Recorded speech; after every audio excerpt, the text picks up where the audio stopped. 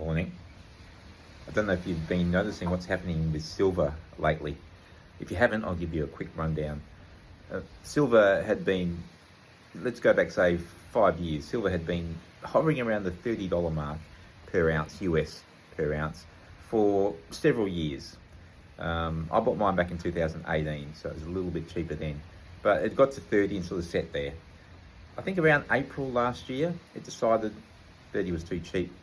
And this morning hit $93. So it's up a couple of 100% in the last, let's say, 8 or 9 months. And I love watching these markets. I love watching the psychology that happens when people are in these, or even when they're not in these, and they're watching from the sidelines. And I've been through a few booms now in my time. That's a good thing about getting old. You get memories of things that have happened over the years. And my very first one really was the tech boom back in the late 90s. And I don't know how I got involved in this, but for some reason I joined this training group, or not sure how you describe them. They were called Day Trader HQ, and they had a sort of headquarters in West Perth. So basically, I think I paid about $4,000 to join this group, and you would go there and they would train you on how to day trade. And of course, the market was pumping. It was easy. Anything you bought back then, there were shares, DavNet. I don't know if people remember these. This is on the ASX, of course. DavNet, REA.com, which is still going. And there was a heap of these tech shares that I used to buy and sell every day, and doing quite well out of it because everything was going up. It was just crazy times. And there was one in particular. Well, what happened with this Day Trader HQ, the guy who ran it, his name was Ross Smith. I think he's still around. I think he's in some marijuana stock. I may be wrong, but he was a few years ago. He ran this thing, and he somehow had this shell company. They were a mining company called Pilbara. I think they were called Pilbara Minerals. I know there's a Pilbara on the market now, completely different. This was not affiliated at all, but they were called Pilbara Mines or Pilbara Minerals or something like that. Anyway, they were just a shell, sort of little, what would you call it, a gold, prospecting business that really had nothing. But what they did, they bought a business back then called Request DSL, and this was the early days of the internet. And this is when we were just all on dial-up. So DSL was digital subscriber line. This was all new, and it was going to change the world, as everything was back then, and pretty much did, of course. But what happened, they paid $500,000 for this little startup business. I think they were in Perth as well. Within months, Pilbara were worth $100 million. And because we were sort of on the inside of this as part of Day Trader HQ, we were getting, encouraged to buy these shares. So I did. I bought Pilbara PLS, I think their code was.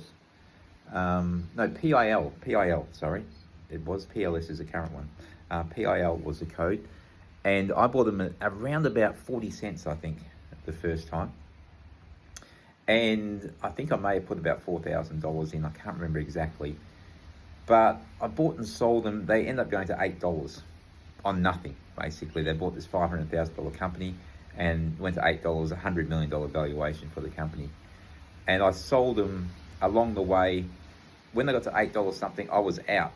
So I had the money in the bank. I turned my $4,000 into $40,000, which in probably late 99 or early 2000, would have been early 2000, I guess, was a lot of money.